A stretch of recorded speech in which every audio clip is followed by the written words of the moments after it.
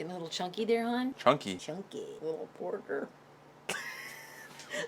How we doing today, guys? When you guys are trying to lose weight, trying to lose fat, it can be hard. You don't know where to start. You don't know what you need. I get it. What if I told you I was in that same position just a year ago? February, to be exact. After being overweight almost my entire life, last year I decided to make a change. As most of y'all know, going from this to this in 5 to 6 months. Now, was it easy in the beginning? No. Would it have been easier if I knew what to do right off the bat? Yes. And that's what I'm here for today. I'm gonna show you guys what I use on a daily basis when I'm trying to lose weight, some tools that are gonna be useful, some ways of going about it, and how to start in general. If I would have seen this video right when I started, it would have made things a whole lot easier, baby. So enough blabber. Let's get into it, shall we? Mom, am I really getting chunky? Now, when it comes down to losing weight, it's gonna be the same for everyone. You simply just need to be eating less calories than your body burns per day. And you might say to me, Baxter, how do I know how many calories I'm burning? How many should I eat? How much carb? No. Listen, we're gonna make it really easy for you, baby. To figure out how many calories you should be eating to lose weight, hop over to Google, type in TDEE calculator, come up something like this. It's gonna have you put in your age, your height, your weight, your activity level, whether you're a male, female, and whatever you go by. And then it'll give you this number, your maintenance calories. These are an estimate of the calories that your body needs to maintain its current weight. So basically, if you were to eat around these calories per day, you would maintain your current weight. If you're 180, you would stay 180. Now, this is where the calorie deficit comes in, eating less calories than your body burns per day. So basically, you would just need to eat below your maintenance calories. I recommend eating somewhere around 500 less. Let's say if it gives you like 2,800 as your maintenance, start out around 2,300, 2,400, see how that does for you. I'd say the slower the better. Not only is it easier to maintain, it gives you more wiggle room, it's also just much, much easier overall. Don't worry too much, you can always adjust later if you need to. It isn't that deep. At the end of the day, the grandmas are still gonna be loving you. Now that we know how many calories we should be eating per day to lose weight, you're gonna say to me, Baxter, how do I know how many calories are in everything I'm eating? Well, I got you, babe. Tracking the calories in your food simply just comes down to having an app on your phone. There's a lot of different apps you can use. One of the ones I always use is MyFitnessPal. The one I recently switched to is Chronometer because MyFitnessPal is starting to rip people off and charge people to use the barcode scanner. What's the barcode scanner? We'll get to that later. It pretty much asks you how many calories you want to be eating per day. You can input that manually. Whatever number you got from the TDEE calculator, you can input into the app, and then it pretty much sets you as that limit. So it pretty much shows how many calories you're eating, tracks your protein, your carbs, your fats. And what I like about Chronometer is it actually shows your micronutrients as well. So it shows your vitamins, your minerals, your fiber, see if you're getting in enough, all that type of jazz. But now, when it comes down to tracking your food, it's as simple as going to add food. Let's say I'm eating a vegan glizzy. You look up banana, see a medium banana, you click on it, 105 calories, okay, add to diary. We have now tracked the banana in our day of eating. And it's that simple. Now, there's a lot of ways to actually track your food. You can look it up manually, or they have this barcode scanner, camera reception. Say my feet are,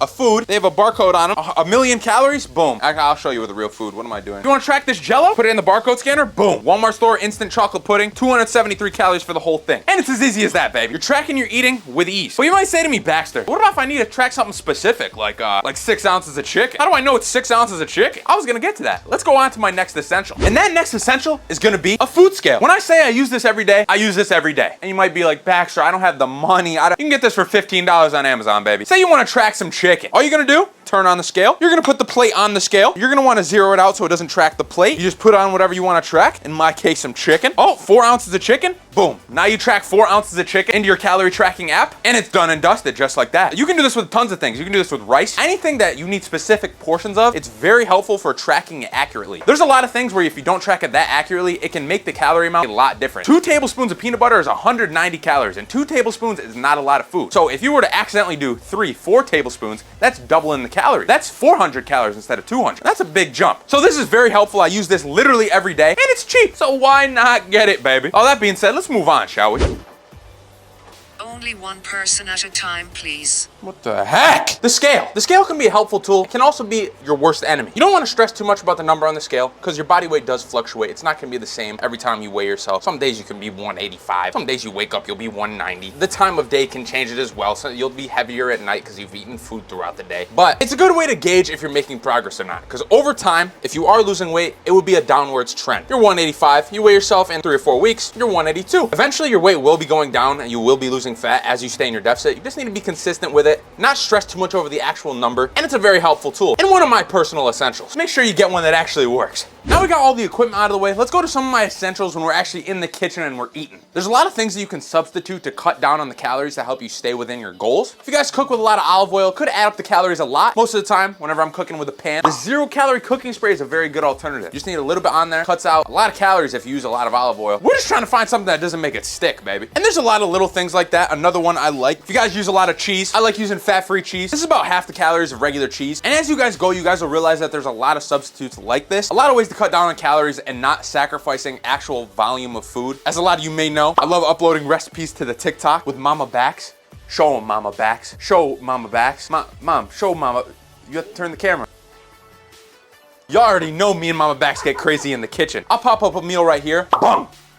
Low calorie, high protein, and it's like you're eating whatever you want, because it's just like a low calorie alternative, you know? Very, very good. But as I said, as you guys go on, you guys are gonna learn a lot about the kitchen, a lot about ingredients. All it takes is time, baby.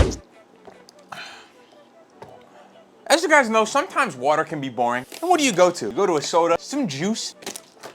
You know what I go to? Low calorie alternatives, baby. Things like this, flavored carbonated water, gas. Also, if you guys have ever seen Mio's, I'll show you. These water flavorings, they're also called Mio. We don't have money like that, so we're going great value. Anything like that, low calorie alternatives, diet soda, diet anything that is a low calorie alternative to water will help you out a lot. It gives you flavor, gives you something nice for your palate, keeping your body hydrated, keeping you full, and you're not wasting calories on it. Say this was a Dr. Pepper, 250, 300, 400 calories down the hatch, and for that amount of calories, I better be getting a lot of food in my mouth, not just some liquid, baby. So if you guys get sick of water, I'd give these a shot. They're definitely one of my essentials. I'll be going through these like 6 of these a day, baby. Now to finish off strong, you might be like, Baxter, what do I have to do for activity? How much cardio do I need to do? What workouts do I do? The best thing is, that's really up to you. I try to stay as active as you can when you're trying to lose weight. Get your steps in. Maybe go for some walks, go for some jogs. Get that cardio in and it'll allow you to eat a little bit more and still be able to be in a deficit just because you're burning extra calories through the activity. And the great thing about that is it can be anything. It doesn't have to be walking on a treadmill. It doesn't have to be anything like that. You can play sports. You can swim. You can do anything. As long as it's activity, as long as you're moving, as long as you're burning calories like that, you're chilling. But another absolutely great way of helping you trying to lose weight is lifting weights. Not only does it get you active, burning calories and stuff like that, it also builds muscle. Having more muscle on your frame is better for you, more healthy, and it changes your body composition and makes you look a little bit better. But finding a routine for that can be a little bit tedious, but I have found a way around that. Something I did when I actually first got into lifting was literally just go onto Reddit, look up beginner workout routine, and bang. You can search around, you can find what works for you. Reddit is a pretty easy place for info, especially if you're just getting in. For example, what I did, I got a beginner routine off Reddit. Once I got into the gym, once I learned what flowed, what worked with me, I changed it up a bit, and now I'm where I am, and I can build my own routine around